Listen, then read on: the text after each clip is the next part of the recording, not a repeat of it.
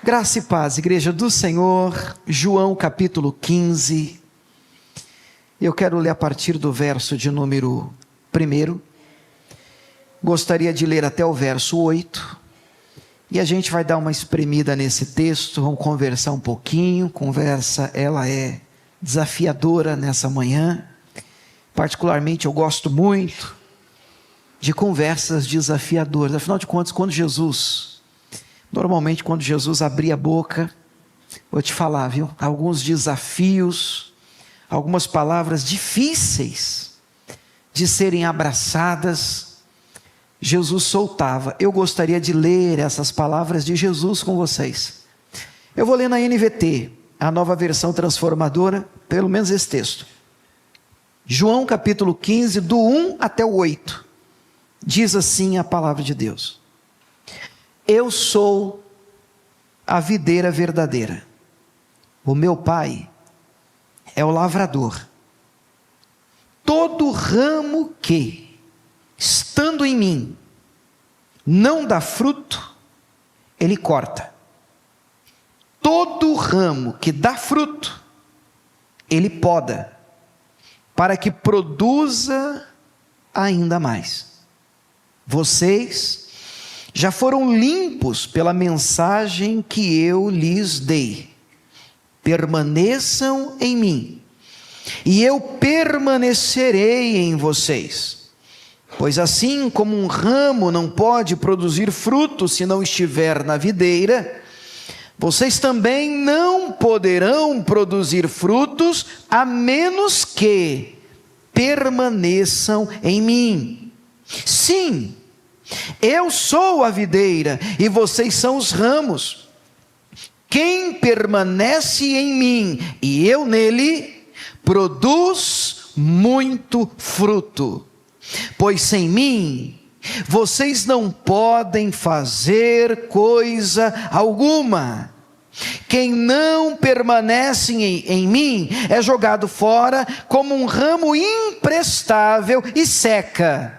Estes ramos são ajuntados num monte para serem queimados. Mas se vocês permanecerem em mim e minhas palavras permanecerem em vocês, pedirão o que quiserem e isso lhes será concedido. Vamos comigo 8 agora para terminar. Quando vocês produzem muitos frutos, trazem grande glória a meu Pai e demonstram que são meus discípulos de verdade. Diga amém. Vamos orar mais uma vez. Pai, tua palavra está sendo lida nesse lugar. Que ela encontre um espaço especial em cada coração, não só aqui, mas também, ó Deus, online, pela internet, onde quer que esta mensagem alcance. Meu Deus, e quando eu digo um lugar especial, meu Pai, eu friso aqui o primeiro lugar, o topo. Meu Deus, aquele lugar de mudança de vida e de comportamento. Meu Deus, um lugar onde ela possa produzir, a tua palavra como semente possa germinar, nascer, crescer, produzir frutos, como estamos lendo aqui, e tudo isso, Deus, para a tua glória. Portanto, como igreja, nós oramos nessa manhã e lhe pedimos em nome de Jesus, fala conosco. Dá-nos, ó Deus, a tua voz, a tua palavra é a palavra que nos interessa, Deus, em meio a tanto barulho, em meio a tantas vozes. Dá-nos discernimento, Deus, para separar o que é humano daquilo que é divino, o que é institucional, religioso, daquilo que vem do céu, porque a tua palavra é que produz fé no nosso coração. A fé vem pelo ouvir, e eu ouvir pela palavra de Deus. Então diga comigo, Senhor Jesus, fala comigo pela palavra, alcança o meu coração, em nome de Jesus. Amém? Amém. Queridos, mais uma vez, bom dia. Espero que você esteja bem. Eu tenho pedido a Deus uma palavra oportuna. E a palavra oportuna é aquela que, como às vezes eu digo aqui, é aquela que a gente escuta quando a gente precisava escutar. Então ela não precisa ser necessariamente a mais bem elaborada. Pode ser um Deus está com você, mas quando é um momento em que a gente precisava de ouvir aquilo, quando aquilo vem do céu, aquilo entra no coração como uma palavra rema e a nossa vida ela é impactada, a nossa vida ela é transformada. Eu gostaria de ler mais uma vez com vocês o verso de número 8, porque o 8, que foi o último que a gente leu, diz assim, palavras de Jesus: quando vocês produzem muitos frutos, você pode repetir comigo? Muitos frutos, só mais uma vez um gásinho aí de uns 10% a mais, muitos frutos. Quantos frutos? Muitos. Então, na minha versão é produzir fruto com força, é para produzir bastante fruto. O que acontece quando a gente produz muito fruto? Vocês trazem grande glória para o meu Pai. A maior glória que alguém pode dar a Deus não é necessariamente aquele que nós liberamos num culto, através do som da nossa boca, da nossa garganta, dizendo glória a Deus. Não, a maior glória que alguém pode dar para Deus estão nos frutos que essa pessoa produz. Quanto mais frutos, maior glória eu estou dando para o Senhor. E o texto termina com uma declaração fantástica. O texto diz assim, palavra de Jesus: grande glória nós damos ao Pai, e demonstram que são meus discípulos de verdade. Meu Deus do céu, isso aqui precisa mexer com a gente. Isso tem que encontrar um lugar no teu coração. Quando é que eu demonstro que de verdade, verdadeiramente, eu sou um discípulo de Cristo? Quando eu produzo frutos. Perceba, eu até disse isso de propósito, porque a frase não é só essa. Não é só produzir frutos. O texto, tanto na NVT quanto na ARC, que é o meio da Revista Corrigida, traz a expressão de intensidade. Muito. Então, quando é que eu me torno um discípulo de Cristo de verdade? Quando eu produzo muito fruto. Aí ontem nós estávamos aqui no bazar acontecendo, eu com os pastores conversando um pouquinho sobre palavra. É sempre muito bom conversar com eles, a gente aprende bastante, a gente discutindo sobre Bíblia, e eu conversando também com eles, falando sobre, mas o que seriam frutos? Seriam frutos.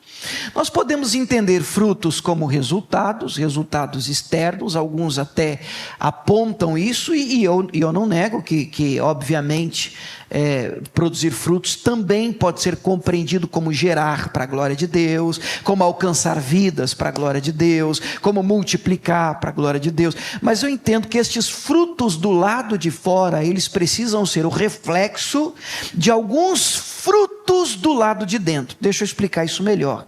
Quando João Batista vê uma turma vindo ser batizada por ele no Rio Jordão, o João Batista, que tinha uma mensagem muito dura, ele dizia, raça de víbora, imagina se a moda pega, olha a mensagem do homem, raça de víbora, quem vos ensinou a fugir da ira futura? Aí ele solta uma pérola, produzir, pois, frutos dignos de arrependimento. Então ele não está falando agora de um resultado de alcance de vidas, de produção externa, ele está falando de uma mudança interna, e uma mudança interna chamada arrependimento vai produzir uma mudança externa. Eu consigo perceber estes frutos como uma mudança de comportamento, uma mudança de postura na minha vida, uma mudança de conduta, graças a um arrependimento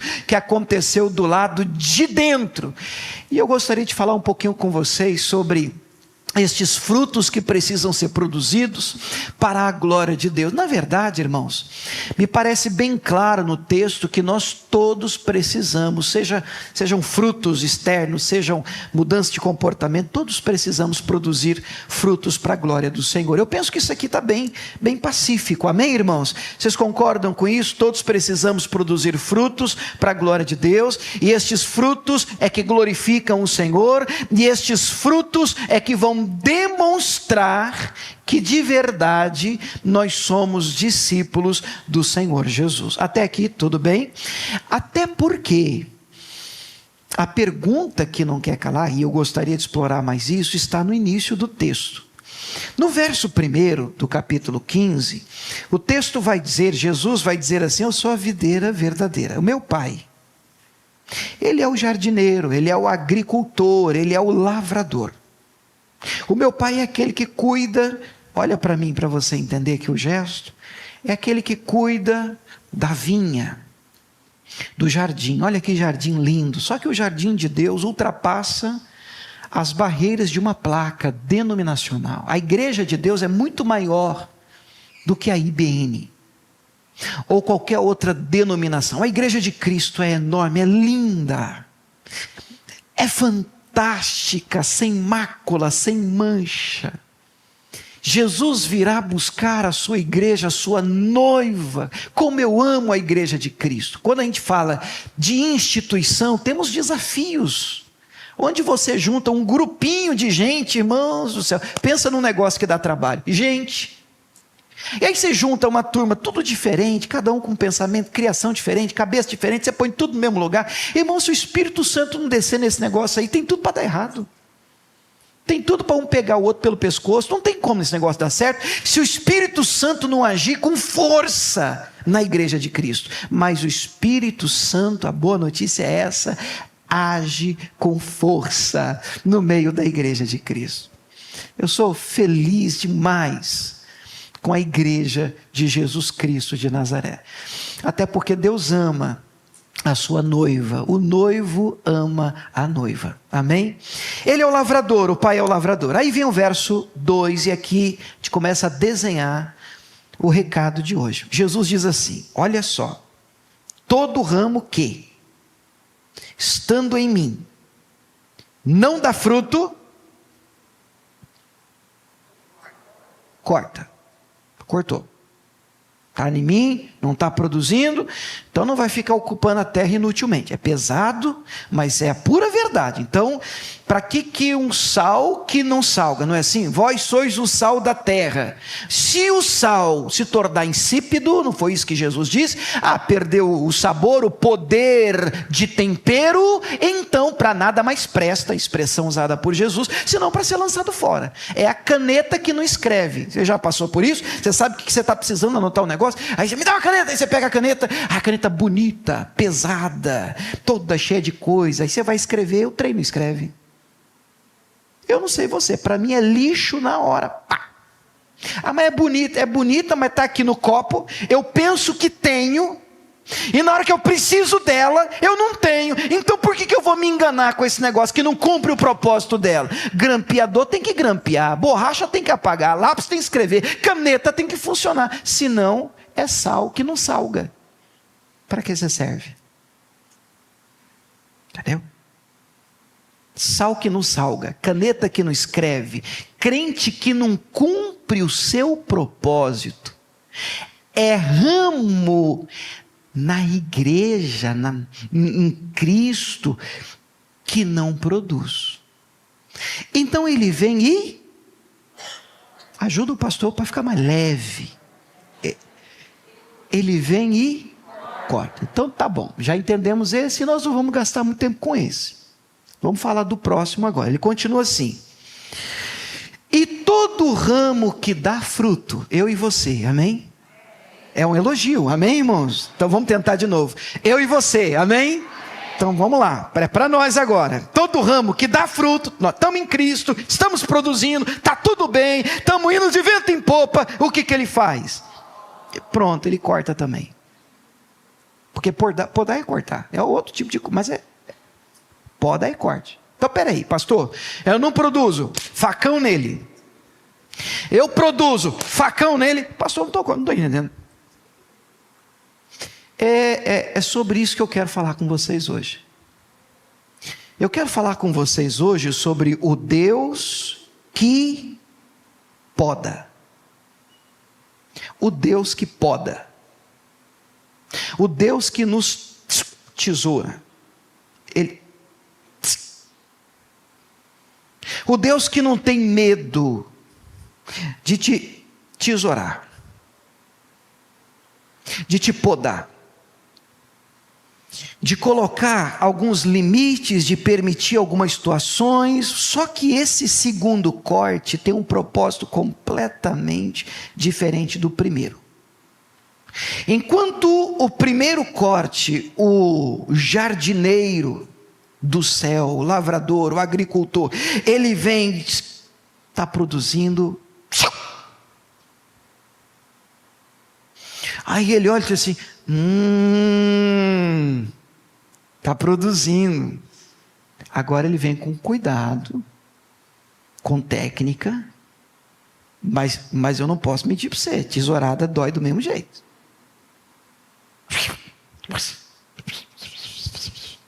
Só que o texto vai dizer, aqui no verso de número 2, todo ramo que dá fruto, ele poda, agora lê comigo, para que produza ainda mais.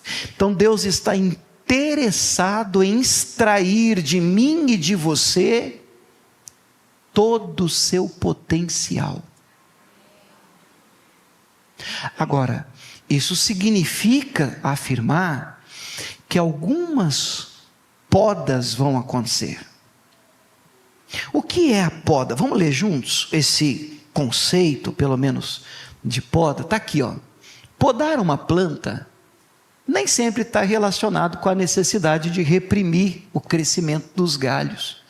Você sabe que agora tem, às vezes, um jardim, a pessoa vai e faz arte, né? Fica quadradinho, bonitinho, aí a intenção não é fruto, a intenção é beleza, é arte, mas não é sobre isso. A poda, na maioria das vezes, ela é realizada como uma forma de prevenção de doenças, potencialização, gostei da palavra, do uso dos nutrientes retirados do solo, garantindo frutos saudáveis e muito mais saborosos.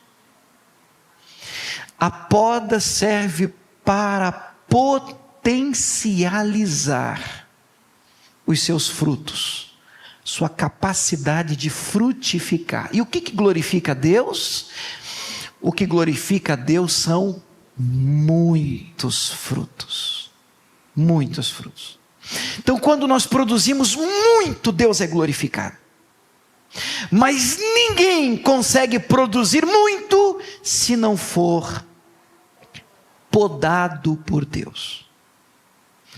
Podado por Deus. A princípio, quando a gente usa essa expressão podado por Deus, ela é mais aceitável. Já dá assim, a gente já fica meio assim, mas tá bom, mas é Deus. Atos, por exemplo, o capítulo, se você puder abrir comigo, 16, agora eu vou para a Arca, ao meio da revista e corrigida. Atos 16, verso 4, traz um texto interessante, que para mim é bem poda. Atos 16, 4 diz assim, escute só: e quando eles iam passando pelas cidades, lhe entregavam para serem observados os decretos que haviam sido estabelecidos pelos apóstolos e os anciãos de Jerusalém, de sorte que as igrejas eram confirmadas na fé e cada dia cresciam em número. Por que eu estou lendo isso? Para mostrar para você que está tudo bem, está tudo caminhando de vento em popa. Você já ouviu essa expressão? Time que está ganhando. Não está na Bíblia, pelo amor de Deus, não vai dizer que isso está um versículo bíblico. Mas o que se quer dizer com isso? Quer dizer que se está bem, é melhor não mexer. Mas com Deus isso não é bem assim.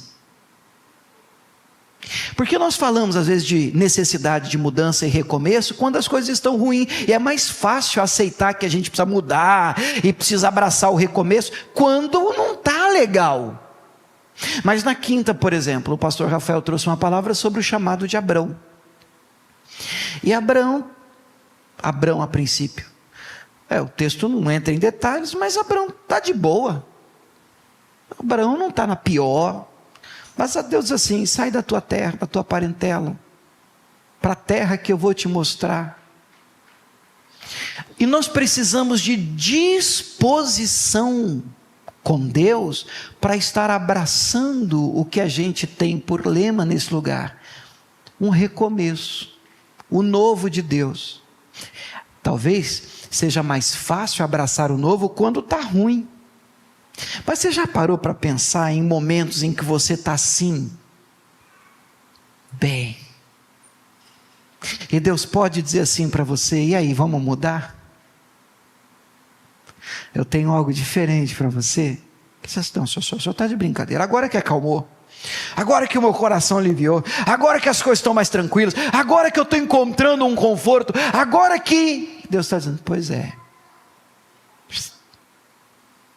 Porque olha o próximo versículo, o texto termina aqui, o 4, é o 5, né? Volta o 5 para mim, por favor. Ele termina dizendo: está lá, a igreja está crescendo, amém? Está crescendo, está dando certo. Aí vem o 6, o que diz o 6? E passando pela Frígia e pela província da Galácia, foram impedidos pelo Espírito Santo de anunciar a palavra na Ásia.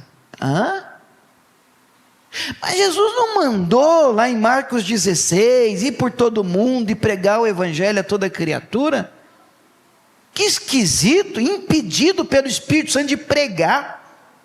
Vamos continuar. E quando chegaram a Mísia, não, agora vai, intentavam ir para Bitínia, mas o Espírito de Jesus não lhe permitiu. Meu Deus, você já tentou fazer alguma coisa honesta, lícita, legal, moral, às vezes bíblica, e não deu certo? E você olha e diz: eu não estou entendendo, um projeto bacana, um negócio que na minha visão ia alegrar tanto o coração do Senhor, e aí vem o Senhor e diz: não, ou pelo menos agora não, ou agora não é o tempo, ou não é ainda o momento, ou não é desse jeito. Enfim, o meu pai é o agricultor, disse Jesus, é ele que toma conta da vinha. Então, quando eu olho para a Bíblia, e aí eu não tenho muito tempo para a gente aprofundar nas histórias, mas eu gostaria de plantar em você, gostaria que você entendesse o grande desafio da poda, na minha opinião pessoal agora, como diz Paulo, né? Digo eu, William, e não o Senhor. Para mim, o maior desafio do processo do não, porque aqui no texto está claro que o Espírito Santo disse não, que Jesus diz não. Agora, na nossa vida prática, no nosso cotidiano, nem sempre fica claro que o não está vindo do céu. Isso é tão complicado que às vezes a gente tenta fazer alguma coisa e é podado pela vida, cortado por algum evento, e a gente tem, posso falar gente, uma tendência de borbulhar por dentro, porque eu não estou entendendo Deus, eu não estou entendendo, por que não deu, por quê, porque a gente já começa a questionar, a gente começa, não estou entendendo nada, e exatamente esse, na minha opinião, uma das maiores dificuldades está em você enxergar Deus na poda, porque não faz sentido, irmãos.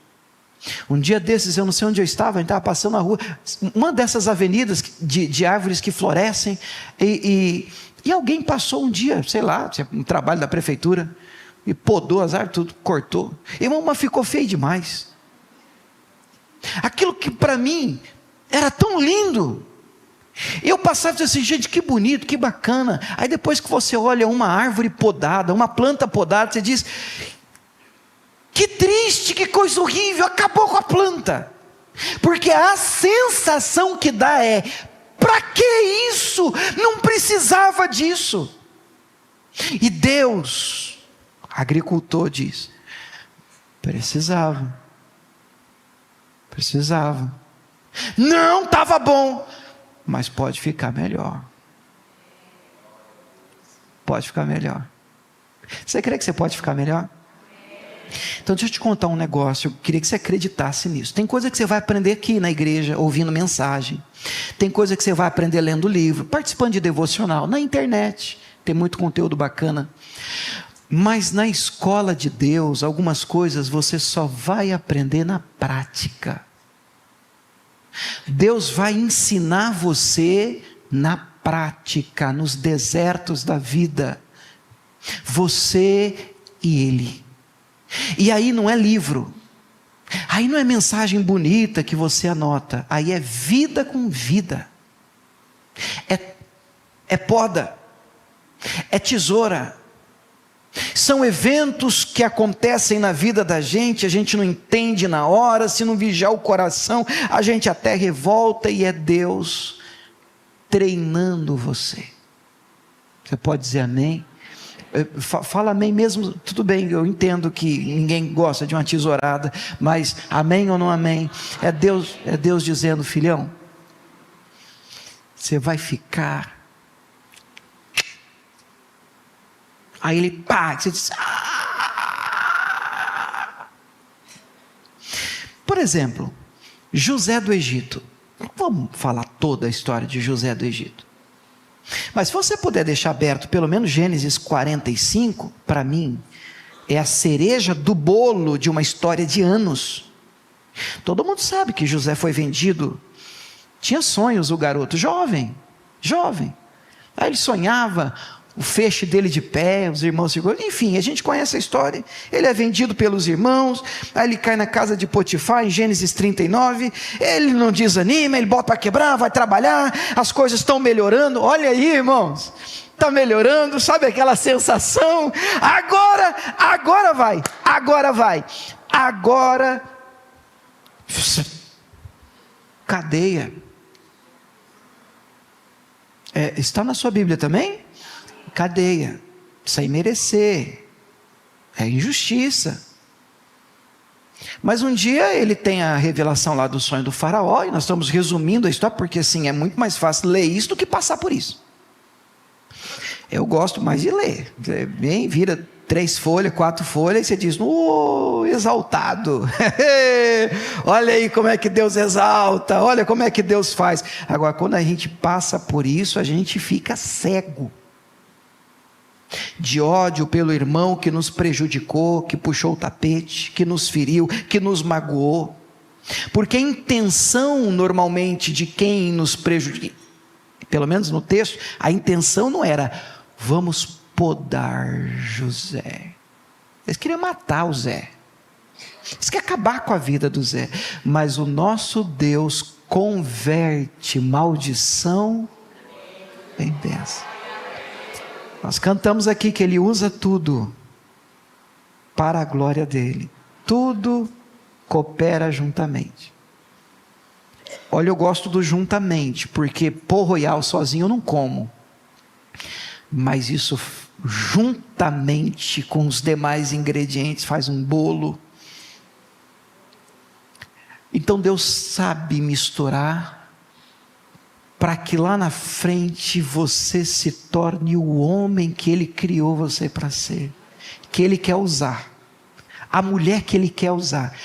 Precisa da lição que Ele quer te ensinar. Só que essa lição não dá para você aprender em livro. Essa você tem que passar. Você vai precisar sair do outro lado com algumas cicatrizes, que é para que você entenda o assunto, para que você saiba lidar com situações assim. Deus está te preparando. Agora, onde é que está a grande dificuldade? A dificuldade está aqui, Gênesis 45, verso de número 4, a partir do 4. Disse José aos seus irmãos: já está resolvido o problema. Os irmãos foram lá comprar, meu José já se revelou. Eu sou o Zé, que vocês venderam para cá para o Egito. Os irmãos pensam que vão morrer. Aí José está se mostrando a eles, está dizendo: chega aqui, pertinho de mim. Vem cá. Se é outro, né, irmão? Corta a cabeça desse, o braço desse. Mas o Zé não, chega aqui pertinho de mim. Aí disse ele: eu sou José, vosso irmão, a quem vendeste para o Egito. Agora não vos entristeçais, nem vos pese aos vossos olhos por me haverdes vendido para cá, porque para a conservação da vida. O que ele diz agora? Não, vamos de novo. O que ele diz agora? Deus me enviou adiante da vossa face. O que está escondido na frase? Eu vejo Deus em toda poda, tesourada que eu recebi na minha vida. Eu vejo Deus. E não está isolado, vamos continuar? Olha o verso de número 6, como é que ele continua? Porque já houve 2 anos de fome no meio da terra, ainda restam 5 outros anos, não haverá lavoura, nem cega. Pelo que? Ele repete: Deus me enviou diante da vossa face para conservar a vossa sucessão. Quer dizer que ele vê até propósito no que ele passou. Eu vou sustentar vocês, eu vou ser um instrumento, um canal de bênção para conservar vocês em vida, para guardar-vos em vida, por um grande livramento. Assim, agora é a cereja. Assim, não fostes vós que me enviaste para cá, senão Deus. E aí mora, na minha opinião, o maior dos desafios no processo de poda. É quando você não entende o que está acontecendo na sua vida, mas você crê em Deus com tanta força, que eu não estou falando você crer da boca para fora, eu estou falando você crê com tanta força que diz: Deus, eu não estou entendendo nada. Na minha visão, cada evento que tem acontecido tem me distanciado lá do sonho que o Senhor plantou no meu coração. O Senhor disse que eu seria grande, os feixes dos meus irmãos se dobrando, mas só piorou, só piorou, só piorou, só piorou. Eu não estou entendendo, mas eu vou decidir acreditar que o Senhor é que mantém a tesoura da poda da minha vida em suas mãos. Por isso que eu gosto do versículo 1 de João 15. Jesus diz: eu sou a videira verdadeira e o meu Pai, não se esqueça, não é Satanás. O seu jardineiro não é Satanás. O seu jardineiro tem nome, o meu, o nosso jardineiro se chama Jesus de Nazaré. O mundo erra com a gente, as pessoas falham com a gente, a igreja falha com a gente, a instituição falha com a gente, o ser humano falha com a gente. Mas o Senhor, que é o detentor, que mantém a sua vida na mão dele, pode usar e vai usar. E eu ouço dizer, está usando tudo isso para a glória dele. Mais frutos virão, mais doces do que antes. E você se tornará um crente ainda mais forte, uma mulher ainda mais forte, um homem de Deus, que Deus usará poderosamente. Outros exemplos à luz da palavra de Deus, eu vejo Davi, 2 Samuel capítulo 5, dá tempo de falar mais um pouquinho com vocês sobre a história de Davi. Você já parou para pensar como é mais fácil ler a Bíblia do que viver a história? Porque pensa comigo, o garoto é ungido, 1 Samuel 16, 15, 16, talvez 17 anos de idade. O menino é novo, irmãos, mas era matador de gigante, matador de urso, matador de leão. Quando ele se apresenta para o rei Saul: deixa comigo, fica assim não, teu servo aqui irá. E aí o Saul olha para ele e diz assim: você que vai? Deixa comigo, eu vou matar esse. Meu Deus, nós estamos fritos, ele deve ter pensado. Porque a proposta de Golias era: quem perder, todo o povo seria escravo. A nossa vida está na mão desse menino. Pois esse menino derrubou o gigante. E depois esse menino se descobre que ele toca tão bem, que há uma unção na vida desse homem. Saul começa a ficar perturbado, que ele traz Davi para dentro do palácio. Presta atenção nesse episódio. Davi agora está dentro do palácio. Ele nunca esteve tão perto do trono, e ele já foi ungido, 1 Samuel 16, no meio dos irmãos, rei de Israel. Mas o cargo está ocupado, tem gente no trono, Então ele está ali de arpista. Ele toca a harpa e o Saul fica melhor. Mas ele está ali, na boca do gol. Está aqui. Deus disse que sou eu o próximo da fila. Eu creio. Aleluia. Vai ser lindo. Até que as lanças. Você conhece a história? Até que as lanças começam a ser atiradas em Davi. Um dia eles estão voltando de uma guerra, e está tudo bem, porque Saul gosta de Davi, mas as mulheres cantam o que eu vou chamar de a musiquinha do mal, e a musiquinha do mal era mais ou menos assim: Saul matou seus milhares, Davi matou seus 10 milhares, deram 10 mil para o Davi e 1.000 para o rei. O rei, que de humildade era -1, ele disse: a concorrência aqui está feia. Tem gente aqui de olho no meu cargo, e tem gente que não suporta isso. Então ele pega uma lança e ele atira em Davi. Davi desvia, e eu aprendo tanto com isso, porque irmão, contra rei, meu irmão, é só Matrix. Você não revida, você não entra em contenda, você respeita a autoridade, mas você diz: Deus tem um propósito para mim, o meu comportamento não pode estragar isso, eu creio. Só que de lá, depois desse evento, a vida de Davi só piorou. E os eventos, agora Davi está fugindo, Davi está no deserto, Davi acaba até fazendo uma breve aliança com os filisteus, vê se pode, foi parar lá no rei Aquis. E tudo isso só parecia afastá-lo mais do propósito. Você já viveu um tempo assim na sua vida, em que você carrega uma promessa, mas os eventos da sua vida, você olha assim e diz: mas tudo está dizendo que não vai dar. Tudo está dizendo que não vai dar. Mas deu?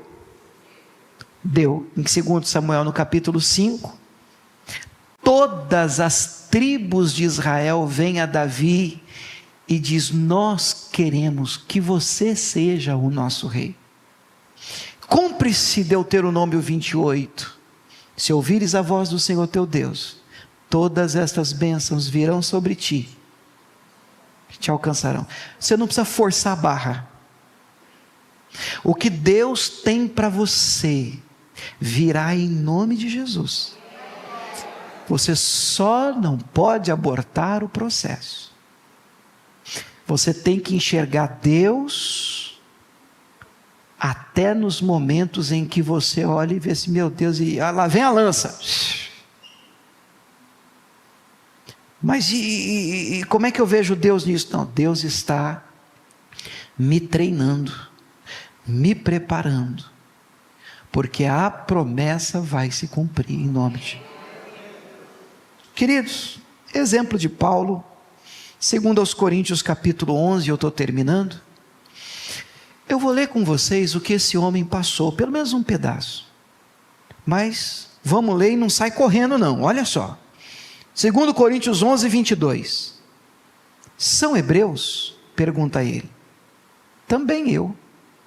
São israelitas? Ele está defendendo o apostolado dele. Também eu.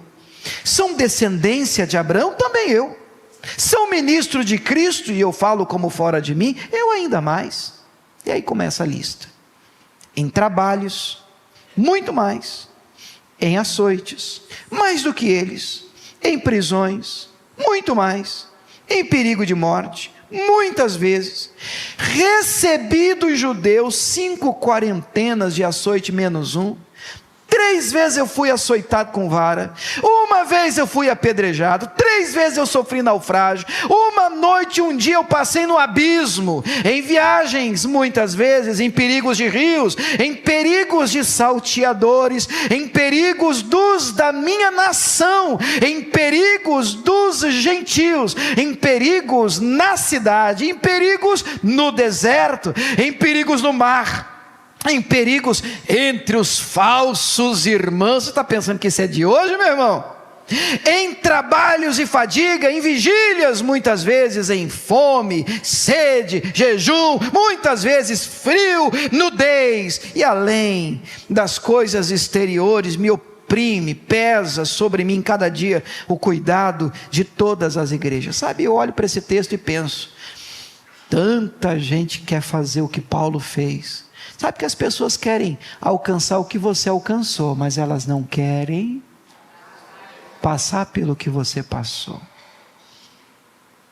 Elas não querem enfrentar o que você enfrentou.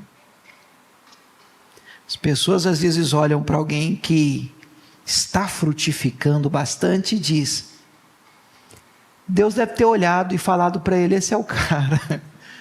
Toma um Shazam crente aí que você é diferenciado. E não é assim. Você precisa enxergar Deus no processo. Eu gosto muito de um texto que a Camila, ela de vez em quando usa, a gente está conversando e ela usa os 10 leprosos, está lá em Lucas 17:11, e lá em Lucas 17:11 você deve lembrar da história, são 10 leprosos, param de longe, Jesus tem misericórdia, Jesus diz assim, ide, mostrai-vos aos sacerdotes. E aí eu gosto da frase que se segue no verso 14, e aconteceu que, olha aqui que diz agora, indo eles, foram limpos. O que eu abraço como verdade? Tem milagre que acontece na vida da gente, enquanto a gente vai. Vocês entenderam? Tem milagre que é instantâneo, pá, glória a Deus, se fosse assim, mas quando nós falamos de poda, e falamos de frutificação, falamos de preparação, é processual. Enquanto servimos, Deus age. Enquanto somos fiéis, Deus age. Enquanto caminhamos, enquanto oramos, enquanto nos mantemos, enquanto os dias passam e nós permanecemos em fidelidade, Deus vai trabalhando em nós e através de nós. Você crê nisso? Você acredita nisso? Queria que você deixasse um versículo gravado na tábua do seu coração. Filipenses 1:6, e eu termino. Filipenses 1:6 diz assim, vamos juntos? Tendo por certo isto mesmo. Parou. Entenda a frase. Isso que você vai ouvir, você tem que ter por certo. Certeza. Você pode ter certeza. O que você pode ter certeza? Vamos lá.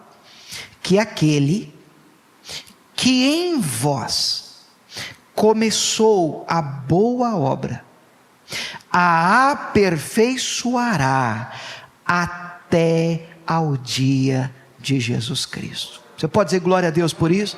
Certeza que quem começou a trabalhar em você vai terminar aquilo que começou. E eu termino dizendo assim, um parênteses, se você não espanar, se você deixar, se você permitir. Eu leio isso aqui que o apóstolo Paulo está dizendo, e eu fico pensando comigo, se Jesus me contasse tudo que eu iria passar,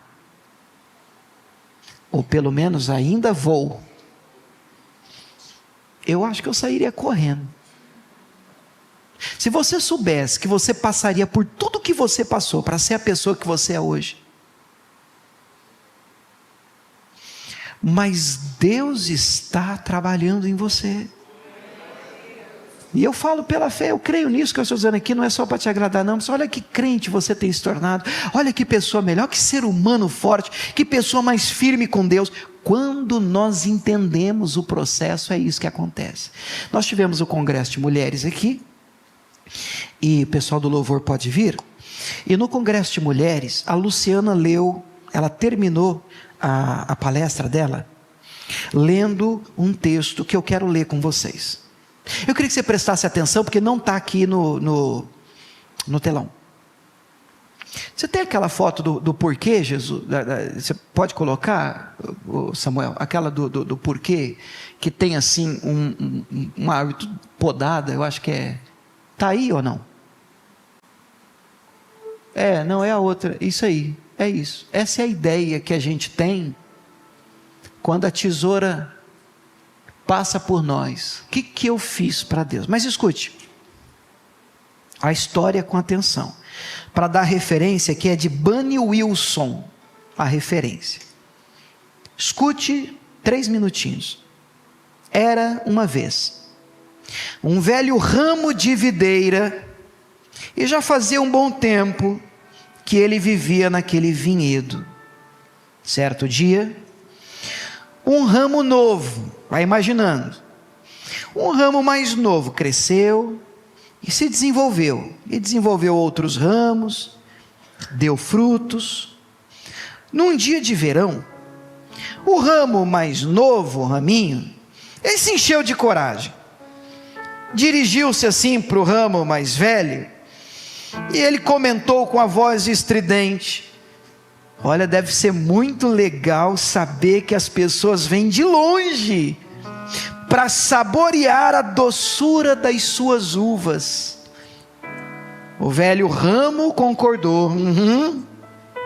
Mais animado ainda, o jovem ramo continuou: em conversa com os outros ramos aqui da vinha, eu fiquei sabendo que as suas uvas são as mais doces daqui. E o velho ramo sorriu. É verdade. Ramo velho, ramo senhor, quando eu crescer, disse o jovem ramo, eu quero ser igual a você. Como é que eu posso dar frutos tão doces quanto os seus? Eu farei de tudo que você me disser. O que eu faço para produzir do jeito que você produz? O velho ramo olhou para o ramo mais jovem e lembrou-se do dia em que, quando era moço, havia feito a mesma pergunta para um ramo mais velho. E com a sua voz forte, ele deu a mesma resposta que havia recebido há muito tempo. E a resposta foi: esteja pronto. Vamos repetir a resposta? Esteja pronto. O ramo jovem reagiu com frustração: esteja pronto? Rapaz, eu digo a você que eu vou fazer o que é necessário para dar frutos bem doces, e tudo que você me responde é: esteja pronto? O jovem então virou-se aí para outro ramo, iniciou aí uma outra conversa, que segundo ele achava mais interessante, mais proveitosa.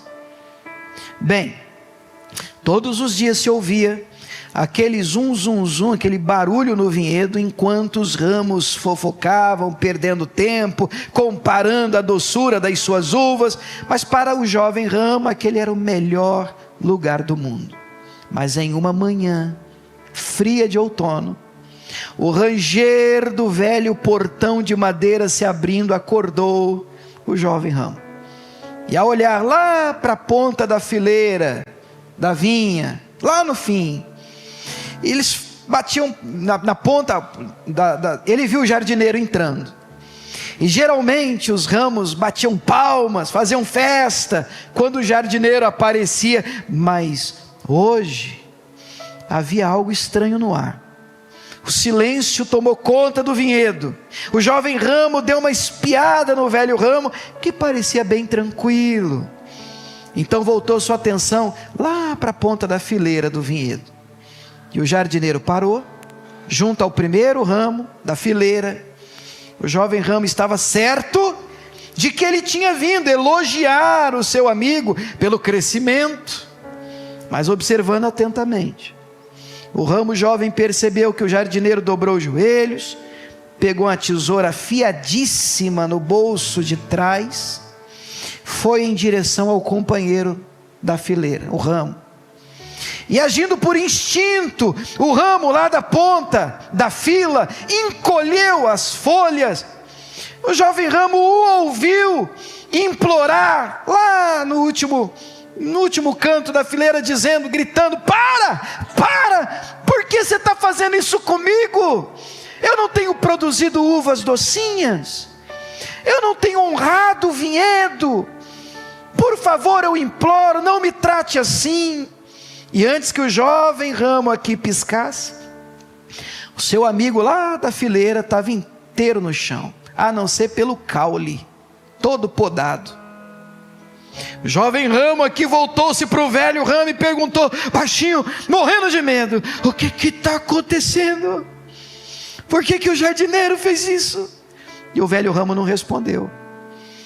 E o jovem ramo, esforçando-se para entender, disse: já sei. Sempre achamos que o jardineiro gostava daquele ramo, mas vai ver, estávamos enganados, o jardineiro não gosta daquele ramo. Então o velho ramo respondeu: não tem nada a ver com isso, que na verdade o que o jardineiro acabou de fazer é a prova de que ele ama aquele ramo. O jovem ramo diz: então eu sabia disso, ele gosta mesmo, mas deve ter outra explicação, já sei. A gente sempre achou que as uvas dele eram doces, mas vai ver, essa uva não é doce coisa nenhuma, não eram. Então o velho ramo diz: nada a ver, as uvas daquele ramo eram doces sim. O jovem ramo diz: entendi. Já sei o que é então. Certeza, o ramo da ponta deve ter feito algo de errado. Você já ouviu isso? Ele deve ter feito algo de errado, pecado, deve ter sido alguma coisa assim. É por isso que o jardineiro então aplicou um castigo nele. E ele não vai contar para a gente o motivo, mas deve ser isso aí. Aí o velho ramo explicou: não é nada disso. Aquele ramo não está sendo castigado. Ouça bem, o seu amigo está sendo podado, não porque fez coisas erradas, mas porque quer fazer o que é certo. Não porque seu fruto era azedo, mas porque o jardineiro quer que os seus frutos sejam ainda mais doces. O jovem ramo protestou ainda, dizendo: mas não parece justo. Olha lá para ele lá, todo cortado, todo mundo vai rir dele, todo mundo vai criticar ele. E o velho ramo disse: só vai zombar dele, criticá-lo, quem é de fora, quem não entende o processo. O jovem ramo disse: só os de fora que não entende? Aquele ramo não entendeu nada. Você não ouviu ele gritando para o jardineiro: por que você está fazendo isso comigo? Aí o velho ramo ficou calado, pensando, e respondeu devagar: é verdade, infelizmente o que você disse é verdade, você está certo. Quando os de fora, presta atenção, quando os de fora do vinhedo não entendem, tudo bem, mas quando os que pertencem ao vinhedo não entendem, especialmente os que estão sendo podados, há muita confusão, decepção, sofrimento. O jovem ramo exclamou: acontece que você não tem que se preocupar com isso, né? Suas uvas são as mais doces do vinhedo. E o velho ramo disse: rapaz, eu quero ser podado. O jovem ramo disse: como é que é? Deve doer muito, você vai ficar feio, uma cara toda esquisita. O velho ramo deu um sorriso e respondeu: eu admito que é incômodo, mas olhe bem, meu jovem, eu sei que você me acha pronto, mas há fungos crescendo dentro de mim, ninguém vê, e se continuarem lá, a qualidade e a quantidade dos meus frutos irão diminuir. Então quando o jardineiro vier me podar, pode ter certeza, jovem ramo, que eu não vou encolher as minhas folhas, eu vou me aprumar bem alto, e eu vou facilitar o trabalho dele. Tremendo. O jovem ramo respondeu: eu continuo sem entender nada. Cheio de compaixão, o velho ramo disse: quando o jardineiro vier podar você, jovem, lembre-se de que ele só faz isso com os ramos que lhe pertencem, o que é uma honra. Não nos poda porque queremos fazer coisas erradas, mas porque queremos fazer o certo. Não porque nos falta doçura, mas porque Ele quer que sejamos mais doces ainda. Não porque, e nunca se esqueça, meu jovem ramo, de que ser podado significa que você irá florescer novamente. Você pode dizer glória a Deus? Então nessa hora, o jardineiro se aproximou do velho ramo primeiro, e o ramo novo ficou olhando, observando. E o velho ramo levantou as suas folhas bem alto, e o jovem ouviu um ruído de corte, e o velho ramo foi todo podado. O jardineiro então voltou-se para o jovem ramo, e agora é a vez dele. Suas folhas tremiam, as lágrimas banhavam o rosto, mas juntando todas as suas forças, ele ergueu bem alto as suas folhas. E o jovem ramo fitou os olhos no jardineiro e disse: jardineiro querido e amoroso, eu estou pronto. Você está pronto? Você está pronto? Você pode aplaudir o Senhor? Você está pronto?